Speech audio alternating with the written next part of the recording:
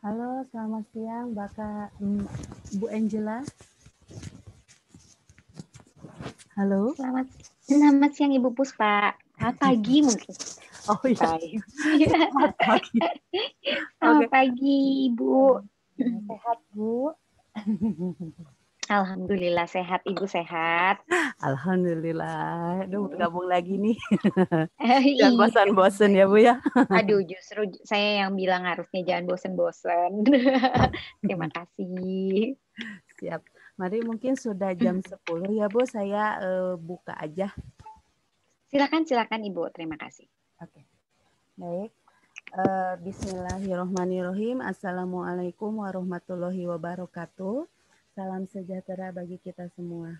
Yang terhormat kepada Ibu Angela Teresia SIPMM, terima kasih sudah hadir dalam acara hari ini. Baik, saya akan memperkenalkan beliau. Beliau adalah sebagai practitioner and HRD expertise. Selamat datang Ibu. Oke, terima kasih. Ya, dan selamat datang juga kepada para peserta yang sudah menghadiri acara hari ini dengan tema How to bust up your recipe and portfolio. Selamat datang. Semoga hari ini bisa bermanfaat bagi kita semua. Amin. Baik, mohon izinnya saya akan menjelaskan peraturan untuk webinar hari ini. Mbak Kanita. Baik, Untuk peraturan webinar hari ini yang pertama adalah peserta wajib menggunakan nama lengkap asli sesuai nama pendaftar saat masuk Zoom seminar sebagai data kehadiran peserta webinar. Yang kedua, saat materi berlangsung akan di-default mikrofon seluruh peserta dalam mode mute dan unmute saat sesi Q&A. Dan pada akhir acara akan dilaksanakan sesi foto, dipersilakan seluruh peserta untuk menyalakan kamera. Baik, pada akhir acara peserta diwajibkan mengisi link feedback acara. Link akan diberikan melalui chat Zoom. E-sertifikat diberikan untuk peserta yang berada dalam sesi minimal 60 menit. Jadi kami harap peserta standby sampai kegiatan hari ini berlangsung. Next. Baik, di sini kami di Pusat Pengembangan Karir memiliki 2 fasilitas layanan karir. Yang pertama adalah layanan tes online pengembangan karir. Di sini ada tes minat dan bakat, tes kecerdasan majemuk, tes sikap kerja, tes minat kerja, dan tes kepribadian. Jadi teman-teman kalau misalkan ingin mengikuti kegiatan tes online ini, langsung registrasi aja di bit.ly/psikotesonline.telu.cae. Dan ini gratis untuk layanan ini khusus untuk mahasiswa dan alumni Telkom University. Dan ini ada kontak personnya Mbak Kanita, bisa dicek di posternya.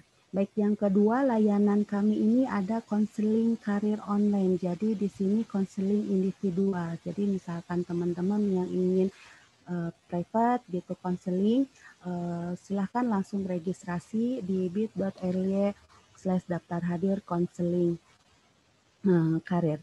Dan di sini bisa hubungi saya di nomor 081394428840. Di sini ada 4 konselor, yaitu ada Ibu Fedilia, Bu Mutia, Bu Andraita, dan Bu Sari Nur Latifah. Dan ini sama gratis untuk mahasiswi dan alumni Telkom University. Next. Baik, untuk acara selanjutnya, nanti setelah acara dari Bu Angela, nanti sekitar jam 1 ada seminar dengan tema merancang karir dengan metode mind mapping. Jadi teman-teman kalau misalkan ingin registrasi silahkan. Dan selain itu ada dari Karir Preparation Sharing nanti terakhir besok 4 Desember dari Ibu Banowati Talim dengan tema kenali tipe pewawancara kerja, dan dari Ibu Indah Puspitasari dengan tema How to Deal with a Job Interview. Dan ini gratis untuk mahasiswa dan alumni TELU, dan langsung registrasi aja di bit.ly/cdc202011125110. Next. Nah, di sini kami dari pengembangan unit karir Telkom University memiliki program yaitu TELU Virtual Career Week. Di sini ada namanya webinar career series. Terdapat banyak tema-tema soft skill yang untuk mempersiapkan kalian di dunia kerja. Dan di sini juga ada pembicara-pembicara yang expert di dalamnya. Dan kalau misalkan teman-teman ingin mengikuti kegiatan ini, langsung registrasi aja di bit.ly/cdc202011125110. Dan ini juga bisa dicek juga di media sosial kami di Facebook, Instagram, link Twitternya Telyu Karir. Dan ini gratis untuk mahasiswa dan Telkom University. Dan jangan lupa untuk setelah selesai acara hari ini, jangan lupa tag di Telyu Karir ya. Baik, next.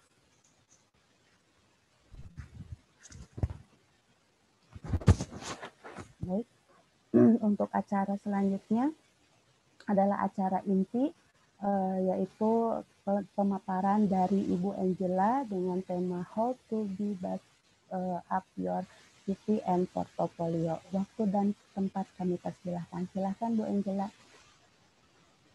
Terima kasih banyak Ibu Puspa, terima kasih banyak untuk tim dari CDC Telkom University untuk kesempatannya pada pagi hari ini. Selamat pagi untuk semua peserta dan salam sejahtera untuk kita semua. Hari ini, seperti yang tadi sudah disampaikan oleh Ibu Puspa, kita akan, boleh saya minta akses untuk sharing? Silakan Bu, sudah jadi co-host. Oke, sambil menunggu. Jadi hari ini kita akan membahas mengenai CV ya. Gimana caranya kita bisa, sebentar Bu, punten Bu, belum bisa Bu? Oh, belum bisa, sebentar Bu. Ya, terima kasih. Bagaimana caranya kita bisa untuk membuat atau mempersiapkan satu CV ala kita sendiri yang relevan dengan kebutuhan pembacanya. Jadi di sini fokus kita adalah bukan pada kebutuhan kita, tetapi fokus lebih pada kebutuhan pembaca. Sehingga tujuan kita untuk mendapatkan kesempatan masuk ke dalam proses seleksi menjadi lebih besar. Apa yang akan saya bagikan hari ini kepada peserta di webinar kali ini tidak hanya sekedar berdasarkan pada teori yang ada, tetapi mungkin akan lebih banyak pada cara pandang kami sebagai pembaca CV. Karena mungkin teman-teman semua yang hadir bisa membayangkan ketika satu organisasi, satu perusahaan membuka lowongan kerja, itu yang daftar, yang CV yang kami terima itu jumlahnya bukan main banyaknya. Banyak sekali. Nah, gimana nih caranya supaya kita bisa menyiasati agar CV kita itu kalau dalam bahasa yang lebih casual mungkin seperti eye-catching gitu ya. Bisa langsung terlihat, bisa langsung menarik perhatian dari pembaca sehingga kita bisa masuk ke proses selanjutnya. Nah, kemudian terkait dengan CV ini ada juga hal yang penting. Oke, terima kasih Bu Puspa sudah. Oke, sama-sama Bu. Ya, terima kasih. Bu Puspa, punten apakah layarnya sudah muncul? Sudah Bu, sudah jelas. Ya. Terima kasih. Nah, berkaitan dengan CV ini, maka saya pengen sedikit keluar dari CV dan mengajak peserta untuk bisa memperhatikan satu situasi di mana situasi tersebut adalah adanya banyaknya organisasi yang saat ini menggunakan website, aplikasi sebagai salah satu sistem untuk kita dropping CV kita. Kalau organisasi itu sudah punya template, maka akan ada sejumlah tips nanti yang saya akan bagikan. Tetapi juga tolong diperhatikan ketika satu organisasi itu sudah menggunakan seperti website, maka kita akan ada satu sistem di mana IPK itu menjadi salah satu hal yang mengganjal. Kalau memang selisihnya cuma dikit, tetap aja ketika sistem baca tidak, maka sebagus apapun CV yang kita buat, kita tidak akan bisa berlanjut ke tahap selanjutnya ya. Jadi tolong perhatikan itu. Kalau kalian melakukan lamaran pekerjaan, langsung cek pakai sistem atau tidak gitu ya. Kemudian gimana cara menyiasatinya supaya kita bisa mengisi dengan baik di sistem tersebut. Oke, saya lanjut lagi ke bagian selanjutnya. Ibu Puspa, mohon bantuannya, suara saya apakah terdengar cukup jelas? Jelas Bu. Ya. Jelas, terima kasih. Karena baru ada gangguan koneksi notifikasinya. Makasih Ibu. Ya, siap. Oke.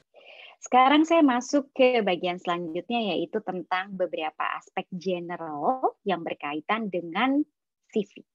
Yang pertama, CV itu apa sih? CV itu adalah gambaran mengenai catatan pendidikan pekerjaan dari seorang kandidat.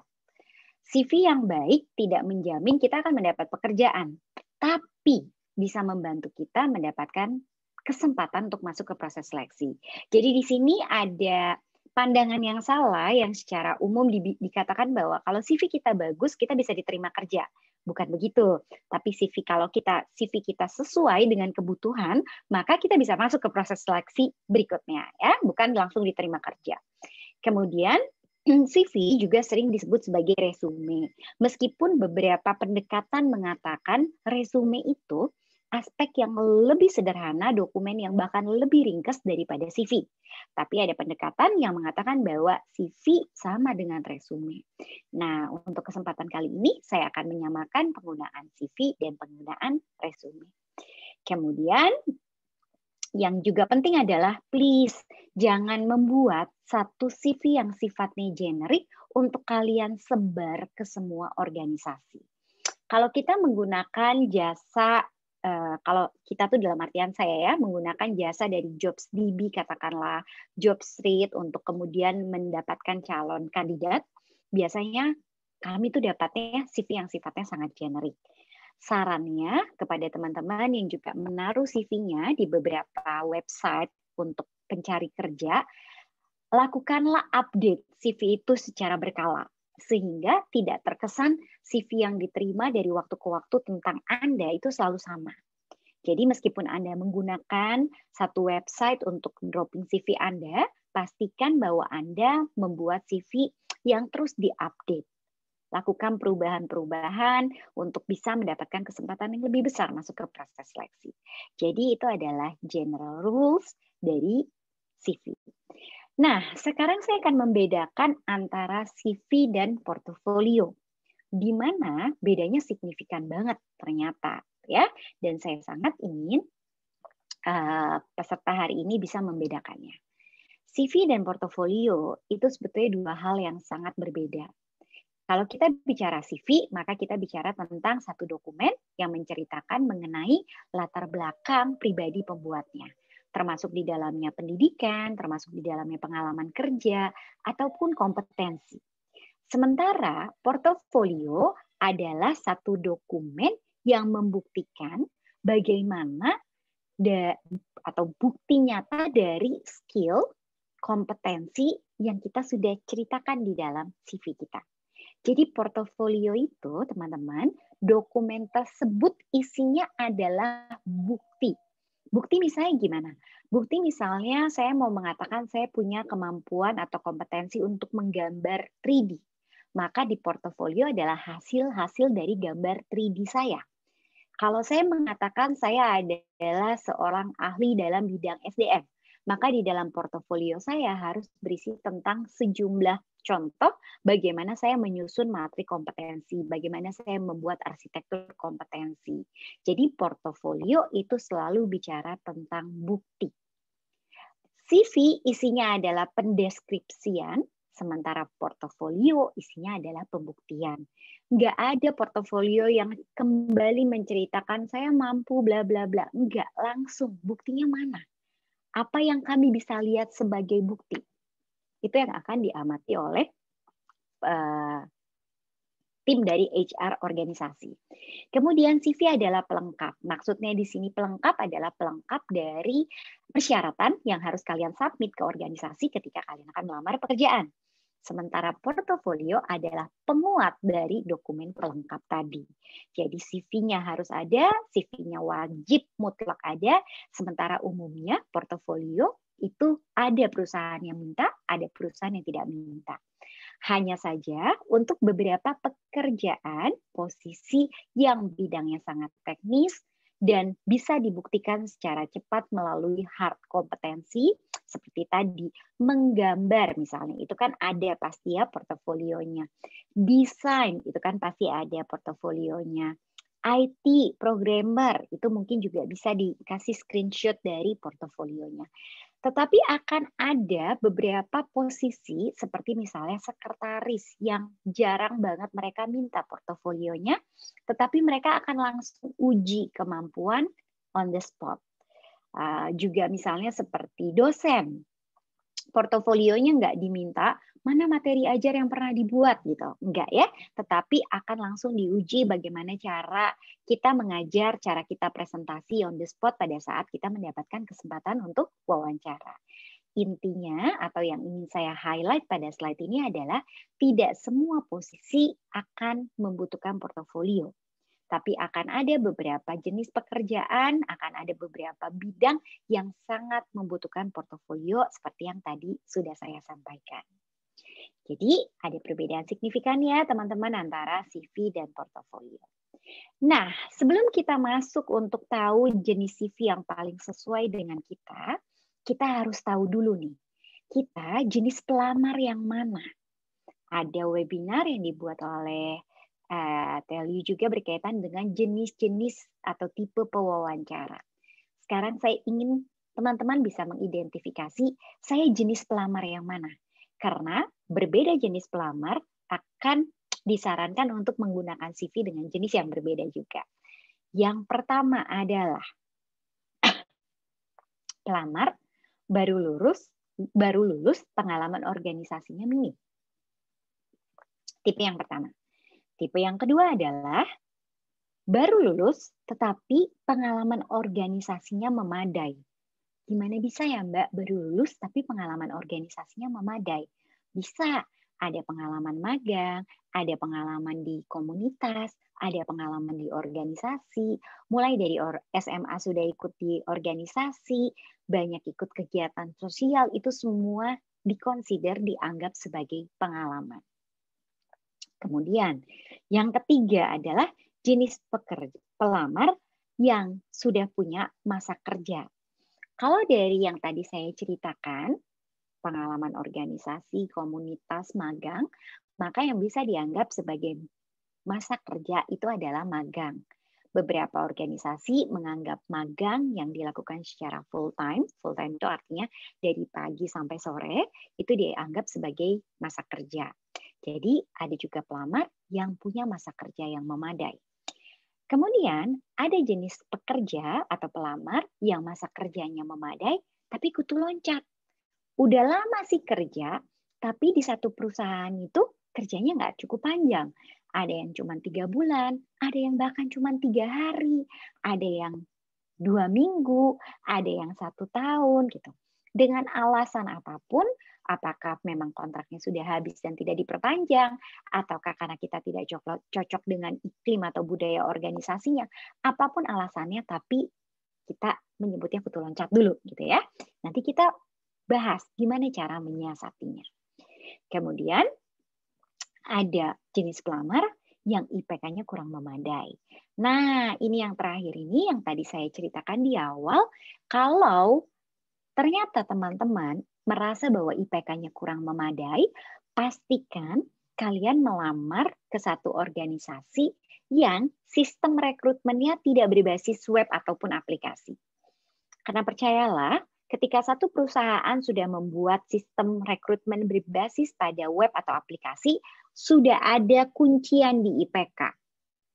Jadi kalau IPK-nya kurang, pasti Anda udah langsung di-cut dan Anda nggak punya kesempatan untuk memberikan kesan yang baik lewat CV Anda.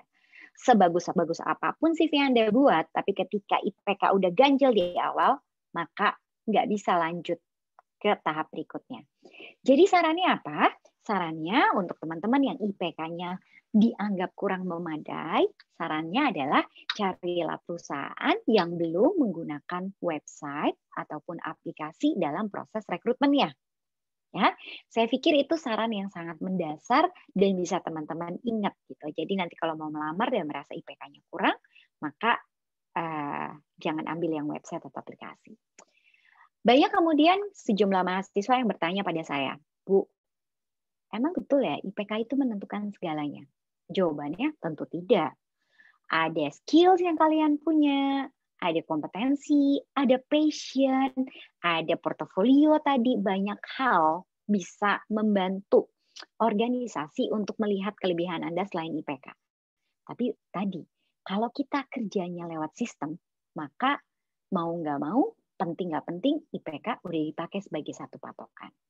Ya, sampai sini ya teman-teman. Saya harap sampai bagian ini cukup clear dan silakan definisikan Anda jenis pelamar yang mana.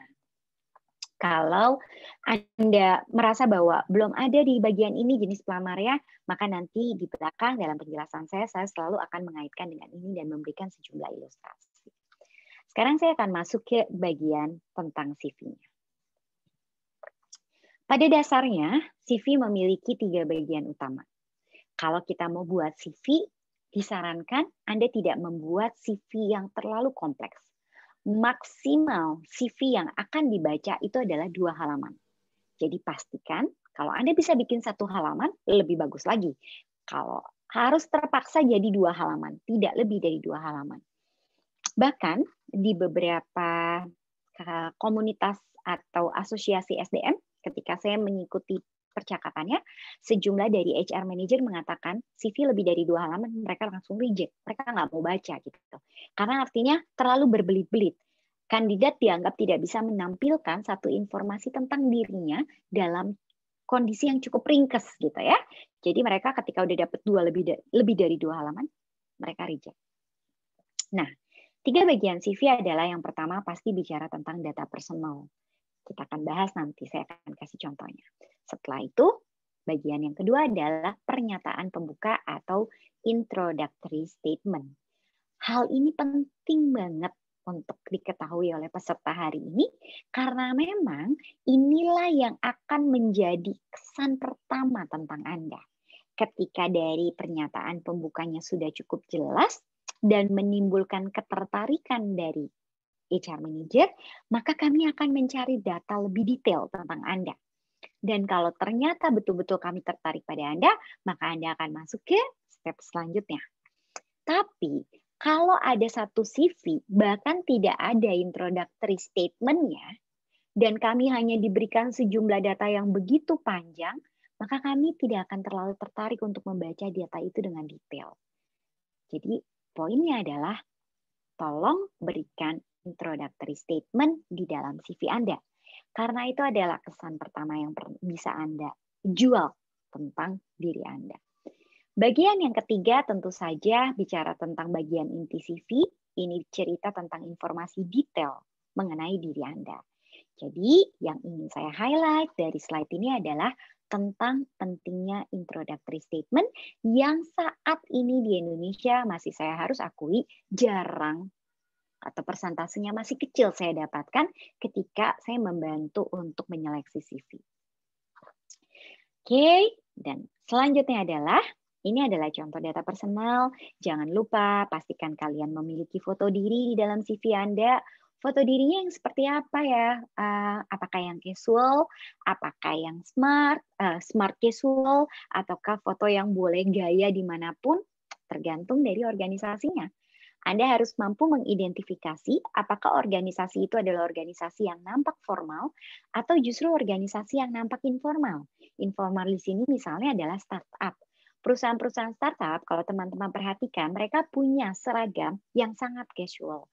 Artinya ketika mereka membangun budaya casual di dalamnya, budaya informal di dalamnya, maka foto Anda boleh foto-foto yang sifatnya lebih casual. Tetapi kalau Anda lihat satu organisasi itu begitu terstruktur, organisasi itu begitu formal, saran saya berikan foto yang formal. Karena memang menunjukkan Anda match dengan culture yang mereka bangun. Itu dari sisi jenis fotonya.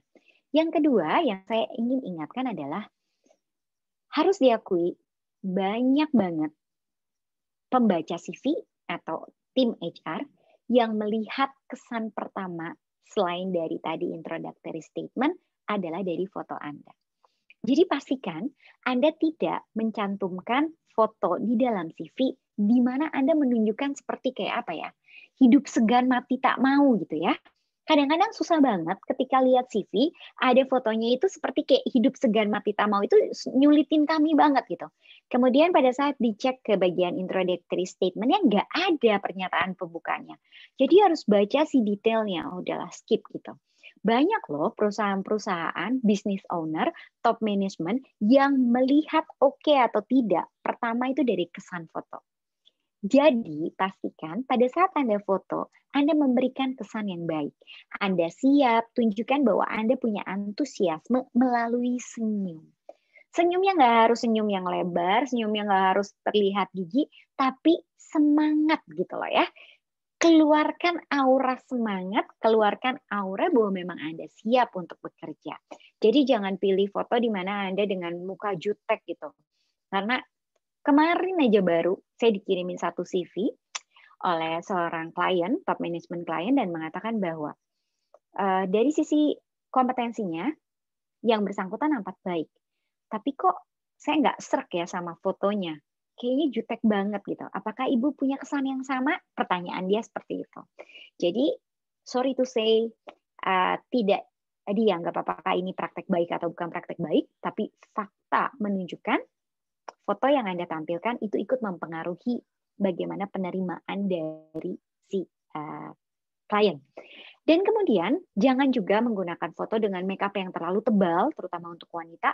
Kadang-kadang ketika kami melihat seorang wanita dengan makeup yang terlalu tebal di foto, kemudian suka pertanyaan berikutnya adalah gini, aduh, kayaknya ini waktu buat dananya banyak banget ya. Waktu siap-siapnya banyak banget ya. Kayak lebih mentingin tentang penilaian orang terhadap dirinya gitu ya. Nah, itu adalah hal-hal kecil yang perlu Anda perhatikan. Sisanya saya yakin Anda tahu nama, alamat, tanggal lahir, telepon, dan email. Yang ingin saya tambahkan terakhir sebagai informasi di data personal adalah untuk email, teman-teman, tolong pastikan jangan pakai email dengan alamat yang alay. Misalnya nulis Ella gitu ya, tapi E-nya angka 3, huruf L, A-nya diganti dengan angka 4 gitu. Itu tuh alay itu. Jangan, udah nggak musim gitu ya. Jadi pastikan Anda punya alamat email yang mengandung unsur nama Anda. Juga jangan menggunakan alamat email yang jauh banget dari nama Anda. Karena itu akan menyulitkan. Menyulitkan diri Anda sendiri dan juga menyulitkan tim HRD ketika kemudian harus kembali search nama Anda via email gitu ya. Jadi itu 2 poin penting yang saya ingin titipkan tentang foto, karena foto adalah memberi kesan tentang Anda, bagaimana Anda ingin dilihat dan dinilai, dan yang kedua adalah tentang email dari sisi pemilihan alamat email. Itu data personal. Sekarang saya akan masuk ke bagian kedua yang tadi saya sampaikan sebagai pernyataan pembuka. Bagian ini seperti saya sudah informasikan merupakan bagian yang penting di mana kita memberikan narasi yang bisa membantu pembaca untuk memahami Anda dengan cepat. Tanpa harus lihat detail, saya udah tahu orang ini lanjut atau tidak. Harus diakui di fakta lapangan itu terjadi. Kalau udah ada pernyataan pembukanya dan kita lihat cocok atau enggak, kita langsung skip atau enggak. Go atau not go gitu lah ya. Nah, itu dari pernyataan pembuka. Yang kedua, pastikan Anda akan memilih pernyataan pembuka yang paling sesuai dengan Anda dan paling sesuai dengan organisasi Anda. Oke, gimana cara milihnya? Setelah ini saya akan berikan 3 jenis dan Anda bisa pilih yang mana yang paling sesuai dengan Anda. Kemudian, dengan organisasi, Anda bisa menyesuaikannya dengan cara seperti ini. Kalau Anda melihat lowongan pekerjaan menekankan pada pengalaman kerja, maka nanti Anda boleh pilih yang berbau-bau pengalaman kerja. Tapi kalau ada satu organisasi yang menekankannya di dalam iklan atau job postingnya adalah kompetensi, maka sajikan hal-hal yang berkaitan dengan kompetensi Anda.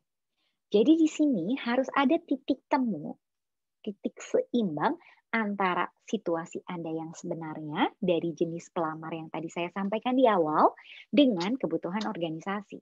Karena sejumlah organisasi lebih concern pada pengalaman kerja, sejumlah organisasi lebih fokus pada kompetensi, maka carilah titik tengahnya. Gitu ya. Dan kemudian yang selanjutnya adalah jenis pernyataan pembuka yang pertama. Pernyataan pembuka yang pertama kita sebut sebagai tujuan karir. Pernyataan pembuka ini bercerita tentang adanya hubungan antara posisi yang akan Anda lamar dengan mimpi profesional yang Anda miliki. Saya akan kasih contoh setelah ini. Di sini saya mau mengingatkan kembali kepada teman-teman yang hadir di webinar hari ini, tolong jangan buat CV yang generik. Karena tadi kebutuhan organisasi beda-beda loh gitu ya. Di karir objektif ini, di pernyataan pembuka, kita akan menceritakan bahwa kita punya mimpi loh yang sama dengan posisi yang akan saya capai. Jadi gampangnya gini teman-teman.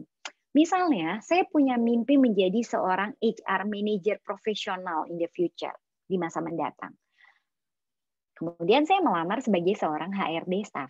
Matching dong ya antara HRD staff dengan mimpi karir saya ke depannya yaitu seorang HRD profesional. Pastikan, saya akan memberikan satu contoh yang tidak matching, yang sebaiknya dihindari. Misalnya, Anda mengatakan bahwa mimpi Anda ke depan adalah menjadi seorang pengusaha. Tapi hari ini Anda melamarnya sebagai seorang HRD staff. Itu akan ada pertanyaan. Apa hubungannya ya antara HRD dengan pengusaha? Ada sejumlah yang mengatakan bahwa bisa kok Bu, kita cari aja kaitannya. Ya oke, secara common sense kita bisa hubungkan. Tetapi kita bisa membayangkan berapa lama Anda akan stay di organisasi itu. Pasti pendek dong, karena nggak sama mimpi Anda gitu.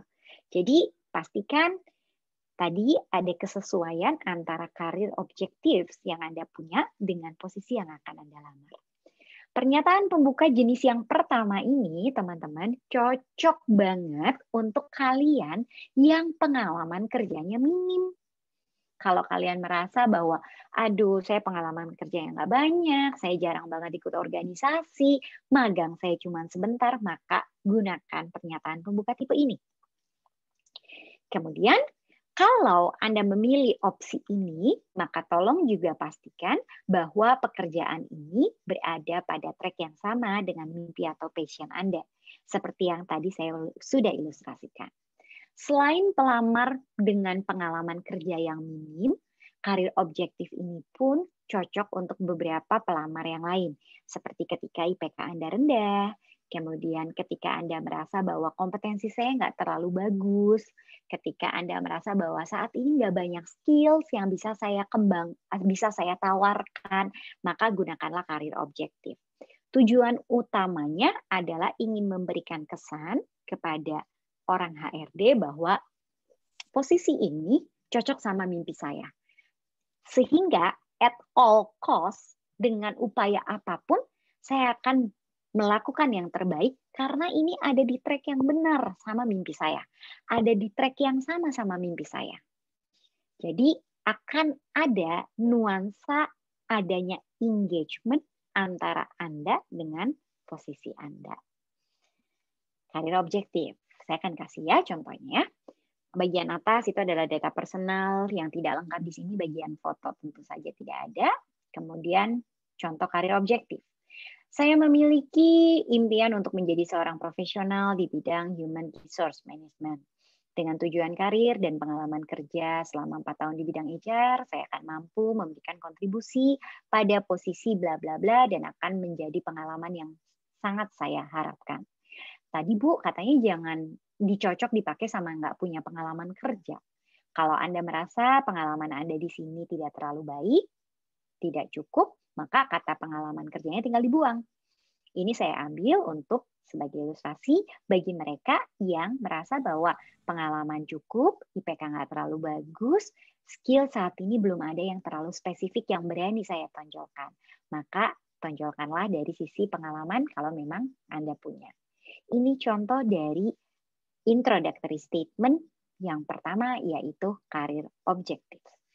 Sekarang kita akan masuk yang kedua, yang disebut sebagai qualification summary. Narasi ini, introductory statement ini, menceritakan tentang adanya kesamaan antara kualifikasi pekerjaan dengan kompetensi ini. Berarti, jenis pernyataan pembuka yang kedua ini cocok untuk mereka yang punya kompetensi yang baik. Kalau Anda yakin Anda punya kompetensi yang baik, kalau Anda yakin lulus dari kuliah dengan IPK yang baik, Anda yakin Anda punya skills yang saat ini Anda dengan pede berani tampilkan, berani jual, pilihlah jenis qualification summary ini. Narasi ini memberikan gambaran tentang kontribusi yang dapat Anda berikan bagi organisasi tanpa orang HRD harus baca detail. Pertanyaan yang penting berkaitan dengan jenis yang kedua ini. Gimana cara saya tahu ya Bu, kalau kompetensi saya sesuai dengan kualifikasi pekerjaan? Oh, gampang banget. Lihat di dalam job posting, apa sih yang mereka minta? Kutip itu, kemas itu dalam bahasa Anda sendiri. Jadi nggak terkesannya benar-benar cuma copy paste gitu ya, tapi kemas itu dalam bahasa Anda sendiri. Sehingga nanti nampak seperti oke, itu memang kekuatan Anda. Dan saran saya tentu saja be honest. Kalau memang Anda punya kekuatan pada aspek itu, punya kompetensi pada aspek yang dipersyaratkan, gunakan ini. Tapi kalau tidak, ya jangan nekat gitu ya. Kemudian yang ketiga, narasi ini dipilih oleh mereka dengan kompetensi yang baik, tetapi tidak memiliki banyak pengalaman kerja. Mereka yang sudah sangat pede dengan keyakinannya bahwa mereka punya skills yang mereka bisa tawarkan. Dan saat ini bagi para pembaca CV, bagi orang-orang HR, jenis narasi ini adalah jenis narasi yang paling digemari. Kenapa begitu? Karena memudahkan kami untuk tidak harus membaca berkaitan dengan aspek detail yang Anda bagikan di dalam CV. Sangat memudahkan. Kalau tadi di awal pada saat pembuka saya mengatakan sekali job posting, misalnya saya membantu untuk Honda Jakarta, sekali job posting, CV yang masuk itu puluhan ribu. Kebayang nggak sih kalau kami harus bacain satu-satu? Kalau nggak dibantu oleh sistem, jontor banget gitu ya. Dan ketika itu sudah menjadi shortlist, sistem sudah membantu menyortir dan sudah menjadi shortlist, maka yang pertama kami cari adalah introductory statement. Jadi teman-teman, tolong ya ingat introductory statement harus ada di dalam CV Anda. Contoh dari qualification summary. Individu ini memberikan introductory statement yang berupa qualification summary. Dia mengatakan bahwa dia memiliki kemampuan untuk bekerja dengan proyek-proyek yang deadline-nya sangat pendek. Dan dia mampu untuk bekerja dengan stakeholders yang sangat beragam.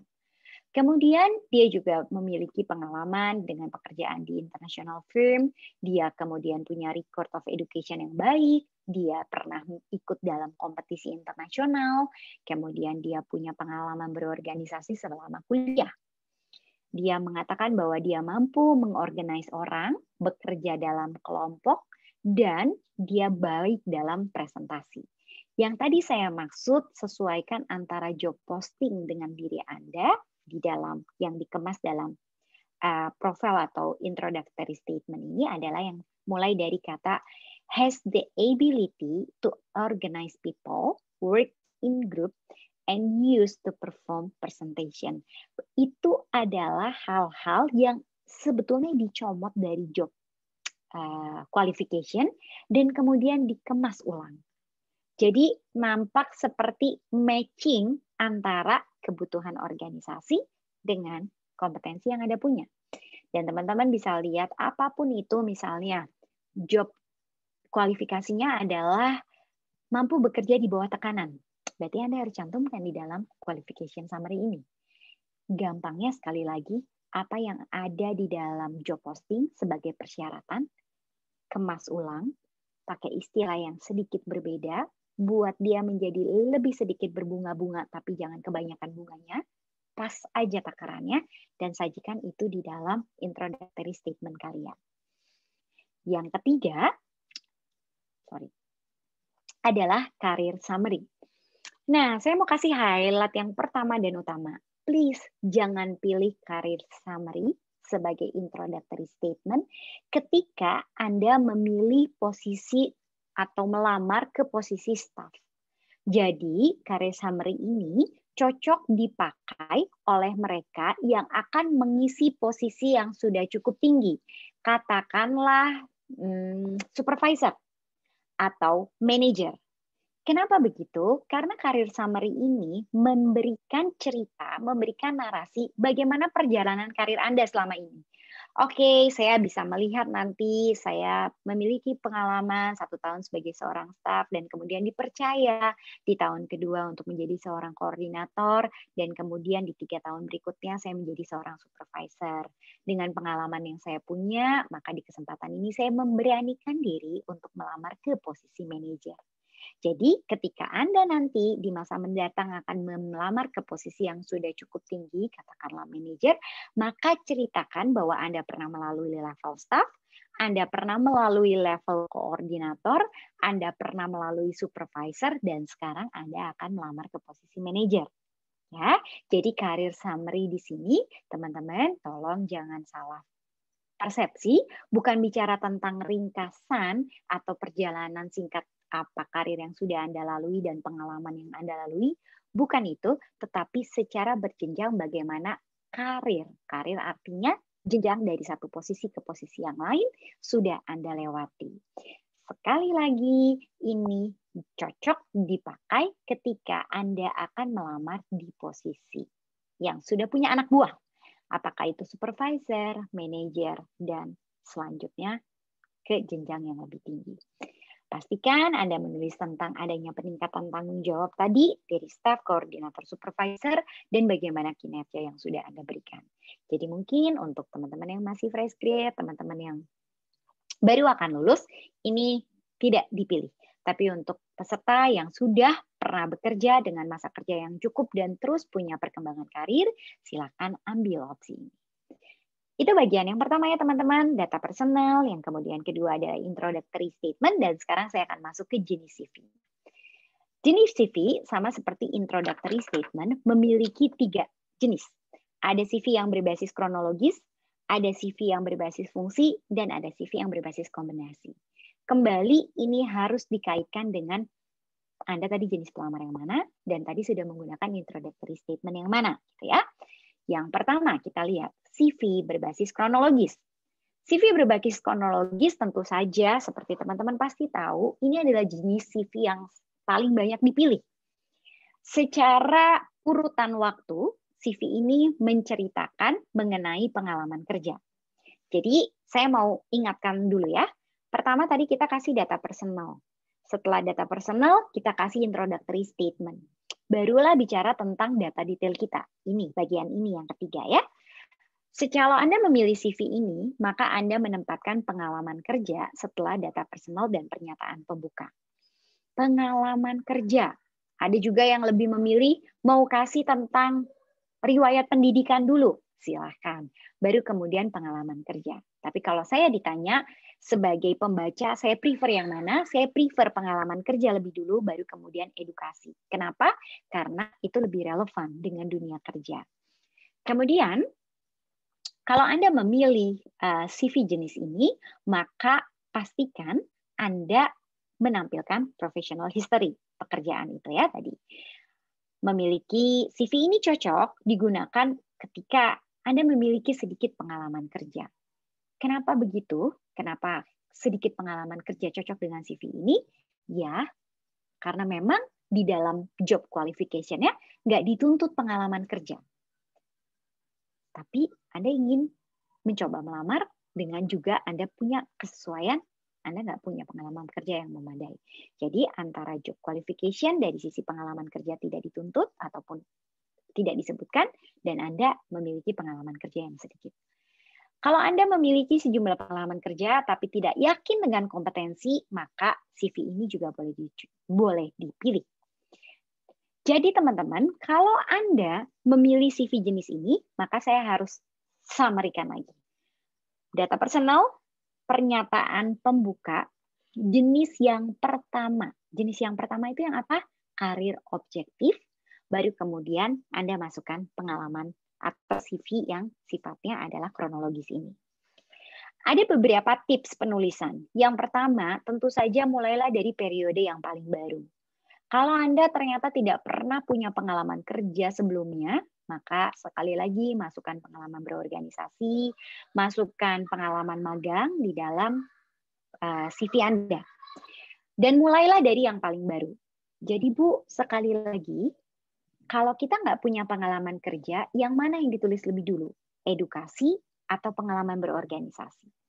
Nah, kalau situasinya seperti yang barusan saya ilustrasikan, maka data personal, pernyataan pembuka, edukasi lebih dulu, baru pengalaman organisasi. Sebaliknya, kalau Anda punya pengalaman kerja yang cukup, pernyataan data personal, pernyataan pembuka, kemudian pengalaman kerja dulu, baru edukasi dan pengalaman organisasi. Ya. Kemudian, mulailah dengan menuliskan nama perusahaan di depan, lokasi, nama posisi, dan periode Anda menempati posisi tersebut. Hal yang sama berlaku ketika Anda menuliskan tentang pengalaman organisasi, maka tuliskan dulu organisasinya, lokasinya, Anda menjabat sebagai apa di organisasi itu, dan periode Anda menempati posisi di organisasi tersebut. Kalau nama posisinya tidak umum, maka tolong berikan sedikit penjelasan apa sih tugas Anda di posisi tersebut. Ada ya nama posisi yang nggak umum. Saat ini, kalau Anda melihat lowongan pekerjaan yang diberikan oleh perusahaan startup, nama posisinya tuh nggak umum. Tidak ada lagi nama posisi seperti salesperson, itu nggak ada. Adanya ninja experience, diganti semuanya untuk memberikan kesan muda, milenial, semangat gitu ya. Nama-nama posisi itu ketika tidak umum, sekali lagi tolong berikan penjelasan. Itu adalah CV yang pertama. Jadi CV yang jenis pertama berbasis kronologis itu ideal untuk dibarengi dengan pernyataan pembuka yang berupa karir objektif. Yang kedua, saya akan masuk ke CV berbasis fungsi. CV berbasis fungsi sering juga disebut sebagai functional CV atau skills resume. Jadi, seperti namanya, CV ini lebih banyak menekankan kompetensi Anda. Jadi setelah data personal, setelah pernyataan pembuka, barulah masuk ke dalam kompetensi Anda. Oh ya, sorry, tadi saya lupa membahas tentang CV jenis yang pertama, yang kronologis, itu tidak akan cocok untuk mereka yang punya banyak waktu tunggu, waktu jeda atau waktu nganggur. Jadi kalau Anda merasa bahwa banyak banget waktu nganggur, pernah kerja setahun, terus nganggur setahun, kerja lagi setahun, nganggur lagi setahun misalnya. Ada beberapa kali waktu tunggu, maka CV yang pertama tadi tolong jangan dipilih ya. Semampu mungkin pilihlah CV yang kedua ini. CV ini lebih banyak membahas tentang kekuatan Anda, tentang kompetensi Anda. Dan saat ini CV ini paling digemari. Karena tadi kami bisa baca dengan cepat dan kemudian kami bisa langsung kalkulasi, oke, dengan kompetensi yang dimiliki dia bisa kasih kontribusi. Dengan kompetensi yang dimiliki, kontribusi nggak masuk. CV ini bisa menceritakan tentang keterampilan yang Anda dapatkan dari setiap posisi di masa lampau. Jadi nanti ada tips nulisnya gimana. Tidak perlu Anda membahas tentang periode kerja Anda, tidak perlu Anda meng-highlight tentang berapa lama Anda ada di satu posisi, seperti tadi di CV jenis pertama, karena orientasinya lebih pada kompetensi Anda. Jadi kalau tadi Anda banyak nganggur dan lain-lain, maka Anda bisa memilih CV ini. Tips, pastikan ada informasi yang sejalan antara kompetensi yang disebutkan dengan histori. Jadi ceritanya akan seperti apa? Ceritanya akan seperti bahwa Anda sudah nulis data personal, introductory statement, kemudian langsung Anda menuliskan tentang kompetensi Anda. Jenis kompetensi, kemudian Anda mendapatkan kompetensi itu dari mana. Misalnya Anda mengklaim Anda punya kemampuan atau kompetensi komunikasi. Ceritakanlah dari mana kemampuan komunikasi Anda dapatkan. Berbekal dari pengalaman kerja saya sebelumnya, saya dilatih untuk bisa berkompetensi bla bla bla bla gitu ya. Jadi di CV itu lebih yang di awal utama inti itu bicara tentang kompetensi Anda yang menjadi kekuatan dan dari mana Anda dapatkan kompetensi itu. Bukan sekedar hanya mention kompetensinya aja. Barulah setelah itu masuk ke pengalaman kerja, masuk ke riwayat pendidikan, masuk ke pengalaman organisasi. Ya, jadi setelah data, pernyataan pembuka berbasis yang kedua, qualification summary, kemudian Anda masuk menceritakan tentang kompetensi Anda. Jadi, untuk Anda yang ingin menggunakan CV jenis ini, saya sangat menyarankan Anda untuk mengenali kekuatan Anda, mengenali kompetensi yang akan Anda tawarkan ke organisasi. Idealnya sama antara kebutuhan organisasi dengan kompetensi Anda. Tapi ada juga sejumlah organisasi yang mau membaca CV jenis ini dan kemudian mempertimbangkan, oh, dia ngelamarnya sebagai HRD, tapi kalau dari kompetensinya, dia cocoknya di pemasaran. Oke, ya udah, CV Anda kemudian dilempar ke user pemasaran. Ini ada CV bagus, mau nggak dipertimbangkan? Gitu ya. Jadi functional CV ini teman-teman banyak banget keuntungannya. Dalam arti sesungguhnya Anda punya kesempatan banyak untuk liak-liuk ke sana ke sini ketika Anda memilih jenis CV ini. CV yang ketiga adalah CV kombinasi. CV kombinasi ini tentu saja merupakan kombinasi dari tadi yang berbasis pada kronologis dan berbasis pada fungsional. Tetapi mereka memilih CV jenis ini ketika punya banyak bolong-bolong. Bolong-bolong di sini tadi seperti yang saya ceritakan, banyak nganggurnya, kemudian ada histori pengalaman kerja, ya ada sedikit, kompetensi ada sedikit, dan nggak bisa decide mana sih CV yang paling cocok untuk saya dari dua jenis CV yang sudah kita bahas sebelumnya. Biasanya memilih CV jenis ini. Tapi secara personal, secara profesional, saya harus mengatakan kepada Anda dengan jujur bahwa please hindari CV jenis ini. Nggak ada format bakunya, Anda mau mulai dari kompetensi Anda boleh, Anda mau mulai dari pengalaman Anda boleh, Anda mau menggabungkan antara kompetensi dan kronologis pun silakan. Karena tidak adanya format untuk CV ini, kami sering menyebut CV ini sebagai CV banci gitu ya. Dan ini biasanya tidak memberikan kesan yang baik. Tidak disarankan untuk dipakai kecuali ada kondisi yang memaksa yang akan kita bahas berikutnya. Oke, sebelum saya masuk ke poin terakhir untuk hari ini, saya akan merangkum dulu. Kita tadi sudah membahas bahwa CV itu adalah satu dokumen yang bisa membantu Anda untuk lolos ke proses seleksi. 3 bagian inti dari CV adalah data personal, introductory statement atau pernyataan pembuka, dan kemudian bagian inti dari CV itu. Bagian pernyataan pembuka punya 3 jenis. Karir objektif, ketika Anda pengalaman kerjanya nggak banyak, atau pengalaman kerjanya banyak tapi tidak punya kompetensi yang spesifik. Yang kedua adalah qualification summary, sangat disarankan untuk Anda pakai hari ini dalam konteks Indonesia, dan pastikan Anda sudah mengenal kekuatan Anda, dan cek dari job posting apa saja kompetensi yang dituntut. Dan yang ketiga adalah karir summary.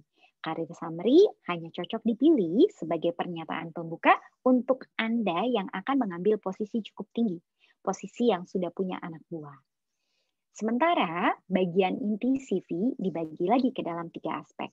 Yang pertama adalah berbasis kronologis, jadi highlight-nya ada pada pengalaman kerja. Yang kedua adalah berbasis pada kompetensi. Kompetensi yang saya maksud di sini, teman-teman, juga tolong pastikan jangan tuliskan begitu banyak kompetensi tapi nggak relevan, gitu ya. Jangan. Kompetensi, saran saya Anda boleh menuliskannya 6 kompetensi untuk diri Anda. Karena kalau terlalu banyak kompetensi, nanti dipertanyakan, Anda superhero atau manusia normal, gitu ya. Seorang manusia normal umumnya tidak memiliki kompetensi yang begitu banyak sebagai kekuatannya. Pilih kurang lebih 5-6 kompetensi yang benar-benar the best dari Anda. Kalau Anda merasa bahwa Anda seorang yang sangat kompeten, kurang Bu, kalau 6 oke lah, 10 maksimal. Tapi saran saya 5-6 itu udah sangat cukup dan sesuaikan dengan kualifikasi. Mau coba nekat Bu, pakai kompetensi, berbasis kompetensi, ada functional, tapi nggak sesuai sama job qualification ya. Silahkan dicoba. Kalau perusahaan itu memang betul berbasis kompetensi, mereka pasti akan mengalihkan Anda ke posisi yang berbeda. Dan yang ketiga adalah jenis CV yang sifatnya kombinasi. Jenis CV itu paling tidak disarankan karena nggak punya kekuatan. Mau meng-highlight pada aspek apa nih? Mau meng-highlight pada aspek pengalaman atau mau meng-highlight pada aspek kompetensi? Karena tidak ada kekuatannya, tidak ada polanya, maka saya tidak menyarankan untuk menggunakan CV tersebut. Dan yang terakhir adalah, apa sih aspek-aspek yang menjadi concern dari para pembaca CV untuk mereka kejar dari CV Anda? Yang pertama dan utama, teman-teman, berganti-ganti tempat kerja. Tipsnya, kalau karena situasi yang memaksa, karena ketidakcocokan Anda di tempat kerja dan udah kadung, udah terlanjur sekarang posisinya saya terlalu banyak tempat kerja yang berganti-ganti, maka saran saya di dalam CV bukan dituliskan satu persatu pengalaman Anda, tapi taruh satu grup dengan nama short term jobs. Di mana saja. Gitu ya. Dari situ mereka atau pembaca CV tahu bahwa Anda menyadari bahwa pergantian Anda di tempat kerja ini sebagai satu kelemahan. Dan ketika Anda menyadari, maka kami akan mempertimbangkan Anda bahwa belum tentu itu adalah kesalahan Anda. Oke, jadi kalau Anda tadi sekali lagi kutu loncat, berganti-ganti di pekerjaan dan waktunya pendek-pendek, jangan diurai satu-satu, tapi taruh dalam satu kelompok. Yang kedua, kalau Anda punya banyak periode nganggur, maka pastikan Anda meng-highlight selama Anda nganggur, Anda ngapain, gitu ya. Jadi, misalnya pada saat Anda nganggur itu, di tahun 2020 katakanlah Anda nganggur, karena memang ada COVID gitu ya, maka kami akan cari, ada nggak di pengalaman organisasi ataupun di education history yang cerita tahun 2020. Saran saya, gabunglah di satu komunitas. Ambil peranlah sebagai seorang relawan. Ambil peranlah untuk melakukan menjadi panitia dalam sebuah aksi sosial misalnya. Tapi pastikan si pembaca CV melihat di periode nganggur itu Anda nggak diem aja, tapi Anda doing something yang sama pentingnya dengan bekerja, yang sama pentingnya, yang sama-sama bisa mengisi knowledge dan kompetensi Anda. Yang ketiga, kurang pengalaman. Ya, bagian ini menjadi area yang juga menjadi fokus, tapi mohon maaf, saya nggak punya banyak tips untuk Anda selain mengatakan mulai dari sekarang, carilah pengalaman sebanyak mungkin. Kemudian yang keempat adalah overqualification. Beberapa orang, mungkin nanti saya akan kasih ya contoh dari satu CV yang overqualification. Yang dari tadi CV-nya saya sudah cuplik untuk Anda. Beberapa orang sangat senang mengatakan semua kemampuan yang dia punya, semua kompetisi yang pernah dia ikuti, semua prestasi, achievement yang pernah dia dapatkan. Tapi saran saya, jangan semuanya ditulis. Ketika Anda menulis semuanya, itu satu menjadi tidak relevan dengan posisi dan kebutuhan. Yang kedua, ketika sudah memunculkan kata overqualified, maka itu juga pilihannya adalah tidak lanjut. Karena organisasi itu akan berpikir, oke, orang itu punya kualifikasi segini, punya kemampuan segini besarnya. Tapi pekerjaan dia segini. Artinya, kemungkinannya dalam waktu pendek dia akan cabut. Atau dia akan menjadi racun di dalam dengan mengatakan bosen lah, nggak ada challenge lah, dan lain-lain. Jadi, please juga CV yang overqualified itu bukan CV yang bagus. Kemudian, long-term employment dalam satu periode. Nah, teman-teman, ini juga jadi satu concern. Maksud saya dari poin yang kelima adalah, misalnya seseorang punya pengalaman kerja selama 5 tahun, tapi di satu posisi yang sama terus. 5 tahun staff, terus nggak naik-naik. 10 tahun staff, terus nggak naik-naik. Belum tentu salah Anda, tetapi dari kacamata pembaca CV langsung mikir, kenapa ya dia nggak naik? Bisa jadi, atau kemungkinan besarnya adalah karena kurang kompeten. Karena kompetensinya nggak memadai untuk naik. Cara menyiasatinya adalah yang Anda tulis adalah peningkatan pada tanggung jawab. Jadi misalnya, Anda memilih CV berbasis kronologis dan mengatakan bahwa 5 tahun saya ada di posisi yang sama. Tapi Anda kasih deskripsi. Di tahun segini, ruang lingkup pekerjaan Anda ABC. Di tahun kedua, ruang lingkup pekerjaan Anda A, B, C, D, E. Di tahun ketiga, ruang lingkup pekerjaan Anda A sampai M. Jadi, kami tahu bahwa meskipun Anda ada di satu posisi yang sama, tapi ternyata ada peningkatan dari ruang lingkup tanggung jawab. Yang berarti kompetensi Anda pasti meningkat. Kemudian, yang keenam adalah job termination. Di sini saya bicara tentang ketika Anda punya satu kontrak dan tidak diperpanjang, atau ketika seseorang amit-amit di PHK. Terbuka saja, jujur saja, karena orang HRD menyadari bahwa yang namanya PHK itu tidak selalu menjadi kesalahan Anda. Bisa jadi seseorang terkena PHK karena memang perusahaannya yang melakukan efisiensi. Jadi nggak usah worry tentang ini. Oke, ini satu contoh teman-teman ketika kita bicara tadi ada CV yang overqualified. Untuk kami dan orang ini kebetulan susah banget nyari kerja di Bandung waktu itu. Kebetulan dia di Jakarta mau pindah ke Bandung. Perusahaan Bandung, sebut deh perusahaan-perusahaan besar yang ada di Bandung, Ceres, Ultra, itu udah coba dan semuanya mengatakan dalam penolakannya adalah mohon maaf, Anda overqualified untuk organisasi kami. Anda bisa lihat, prestasinya banyak banget. IPK-nya menyeramkan, gitu ya. Nanti kalau kalian lihat pengalaman kerjanya juga sama menyeramkannya, bagus nggak? Bagus. Tapi hanya bagus di organisasi jenis tertentu, nasional atau multinasional. Nah, kalau kalian masih memiliki sejumlah achievement yang seperti ini, tadi saran saya adalah pilihlah beberapa achievement yang memang relevan saja. Achievement yang tidak relevan dengan posisi ini, dengan kompetensi yang dibutuhkan, saran saya disimpan saja. Anda boleh berikan lampiran, tapi tidak perlu dieksplor lebih banyak di dalam CV Anda. Oke, ini tentu saja hal-hal yang perlu ada di dalam CV Anda. Yang saya belum bahas adalah tentang referensi sebagai poin terakhir, di mana teman-teman, kalau kita bicara referensi, maka kita bicara referensi itu dari dua aspek. Referensi yang paling dipercaya, paling kredibel adalah referensi dari dunia pendidikan. Ketika Anda ingin melamar satu posisi, maka pastikan Anda punya referensi baik dari dosen pembimbing Anda maupun dari organisasi.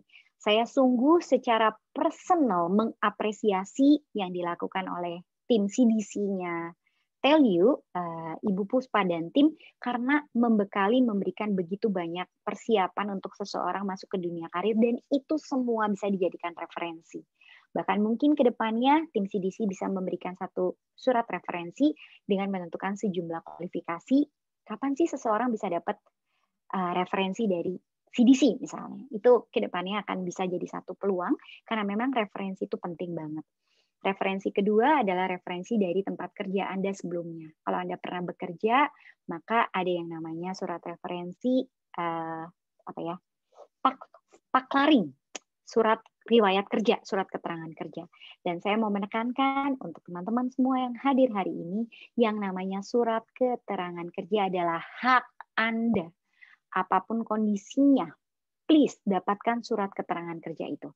Karena Anda boleh mencantumkan di dalam CV punya pengalaman kerja, ketika dicari surat keterangan kerja tidak ada, maka Anda akan dianggap PHP, omong kosong.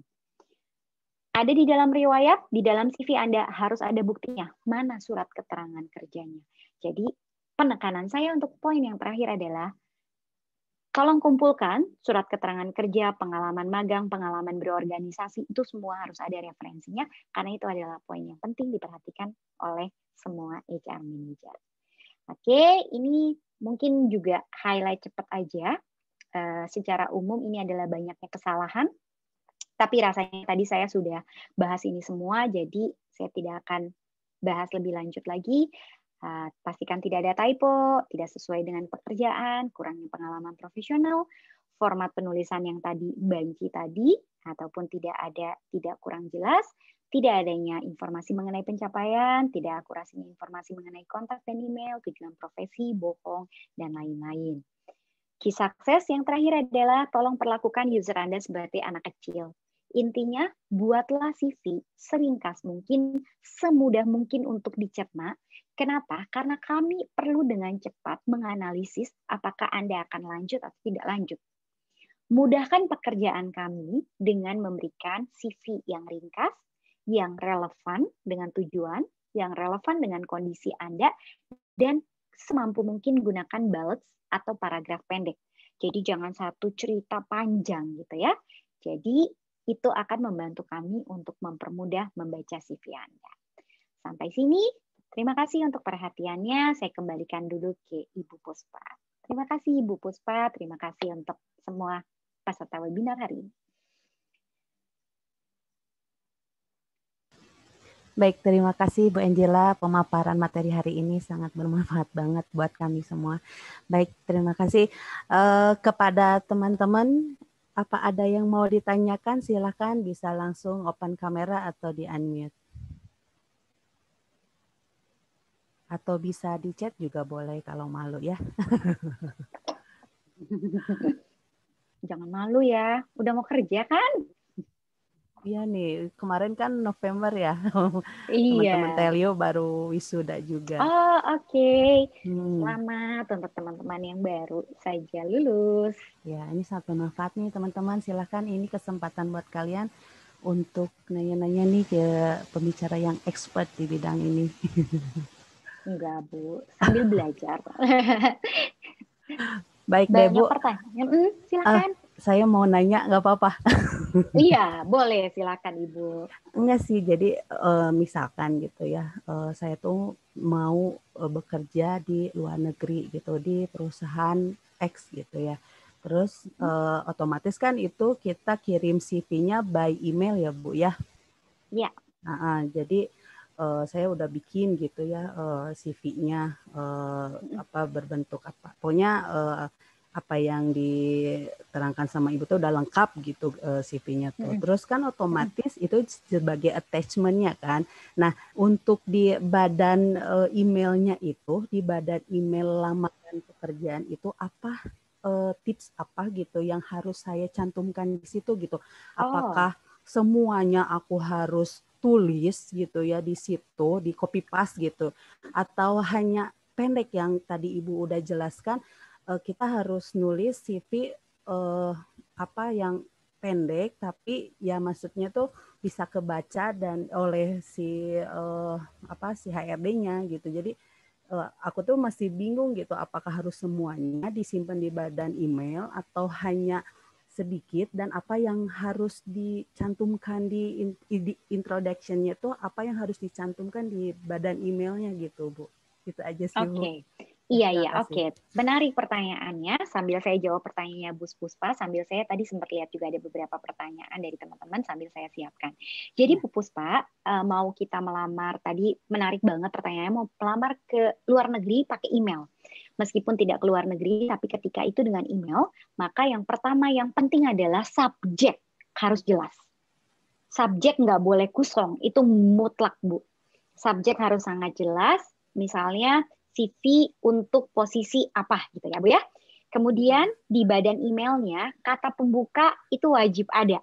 Itu juga satu syarat mutlak dalam komunikasi bisnis. Betul. Kalimat pembuka, kemudian dimulai dengan perkenalan diri sedikit, nama saya bla bla bla, mengacu dari lowongan pekerjaan yang saya lihat, di mana Anda melihat lowongan pekerjaan itu.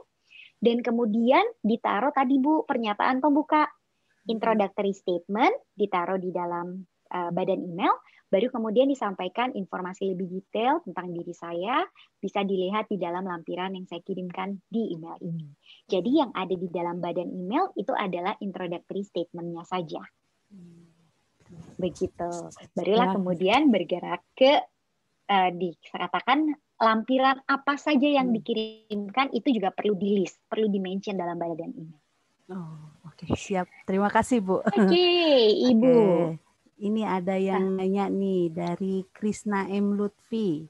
Nih, Krisna mau saya bacakan atau open kamera? Atau di unmute? Kayaknya malu deh Bu. Saya iya. bacain aja. Permisi Bu, bisa lihat lagi slide tentang CV berbasis kronologi. Saya mau lihat tipe pelamar yang cocok dengan CV kronologis tadi sampai kelewat sana gitu. Oke. Ini adalah CV yang tadi berbasis kronologis. Semoga Krisna bisa lihat. Kalau mau butuh untuk di foto juga silakan. Oh, baik. Jadi, Ya, mungkin dilanjut ya Bu ya sambil boleh Krisna silakan. baca. Ya, Ini boleh. dengan Fitri Syam. Saya ingin bertanya apakah untuk bagian organization experience perlu Ya. dijabarin tas kita selama menjabat bagian tersebut? Gitu. Terima kasih. Oke. Sebetulnya tergantung pada CV mana yang tadi Mbak Fitri pilih. Kalau Mbak Fitri memilih CV berbasis kronologis, maka perlu dijabarkan. Dijabarkan itu akan lebih baik.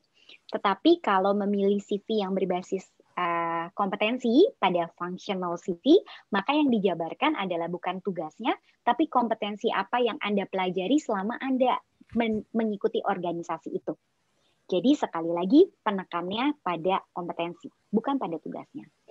Anda hanya perlu menjabarkan tugas ketika nama dari posisi yang Anda tempati itu tidak umum. Seperti yang tadi saya coba sampaikan. Ada satu perusahaan startup yang mengatakan salesperson itu sebagai ninja experience. Jadi di situ perlu dijabarkan tentang ninja experience itu tugasnya apa dan kompetensinya apa. Kalau Anda sekali lagi menggunakan CV yang berbasis functional, maka yang Anda jabarkan bukan tugas tapi kompetensi.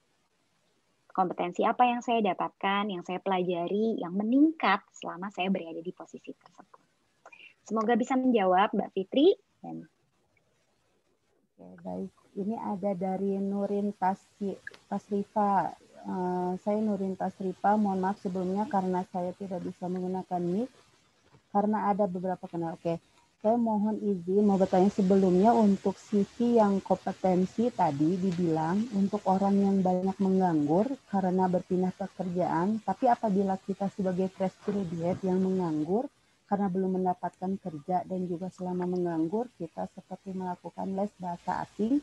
Jadi sebaiknya untuk membuat CV tetap menggunakan tipe yang pertama atau bagaimana ya Bu? Gitu. Oke, terima kasih. Pertanyaannya menarik. Fresh grad masih nunggu tapi nggak diem. Anda bisa memilih basis kronologis, bisa dengan mengedepankan aspek education dan pengalaman organisasi, tapi saran saya pakai jenis yang kedua, yaitu qualification summary, di mana CV berbasis functional, di mana Anda menekankan pada kompetensi. Toh selama Anda nganggur, Anda juga tidak diam gitu ya.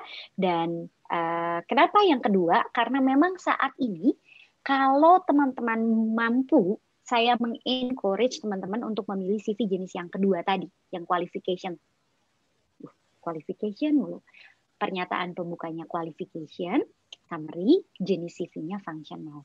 Saya sangat mengencourage yang itu karena balik lagi itulah jenis CV yang paling memudahkan kami untuk dalam waktu cepat menilai Anda lanjut atau tidak. Begitu. Ya, ini dari Winda. Jika melampirkan nama posisi yang akan kita lamar di CV, itu bisa atau tidak, Bu? Oh ya, betul. Melampirkan nama posisi yang akan kita lamar di CV, yang akan kita lamar umumnya bukan ditaruh di dalam CV, tetapi itu ditaruh di bentar, saya lagi mencoba mengingat. Hilang. Sebentar ya. Istilahnya hilang, tetapi umumnya kalau dikirimkan lewat email, itu tadi saya cerita menjawab pertanyaan Bu Puspa, di situ harus dari subjek itu sudah harus ada posisi apa yang kita akan lamar. Kalau kalian mengirimkan CV-nya dalam bentuk hard copy, maka idealnya ada satu surat di awal yang menjelaskan tentang Anda dapat dari mana lowongan pekerjaan itu, Anda lihat dari mana, kemudian dokumen apa yang Anda sertakan bersamaan dengan email ini. Jadi seperti surat pengantar CV gitu ya. Tapi istilahnya hilang dari kepala saya. Mudah-mudahan kalau saya ingat nanti saya bisa kasih tahu istilah itu. Jadi sebelum CV itu ada satu surat pengantar CV. Di dalamnya cerita tentang dari mana Anda mendapatkan lowongan itu, kemudian Anda mengirimkan dokumen apa saja, itu di list. Lampiran apa saja, referensi apa saja yang Anda kirimkan, itu semuanya di list. Saya mengirimkan CV, saya mengirimkan portofolio saya mengirimkan kopi ijazah S1, saya mengirimkan ini, itu semua di list di dalam surat itu. Jadi di dalam CV-nya sendiri tidak perlu lagi disebutkan tentang nama posisi yang akan Anda tuju. Baik. Ini ada dari Faiz. Apakah ada format CV yang sesuai untuk magang, Bu? Oke, surat CV yang sesuai untuk magang, kalau menurut saya pakai surat CV yang jenis kedua tadi. Jadi data personal masuk ke qualification, ke introductory statement, pilihnya jenis yang pertama, karir objektif. Jadi jelaskan apa yang sebetulnya menjadi karir objektif Anda dan bagaimana sebetulnya pengalaman magang ini akan membantu Anda mencapai karir objektif tadi. Oke, barulah kemudian Anda masuk ke dalam bagian inti CV dengan memilih CV yang jenis kedua tadi.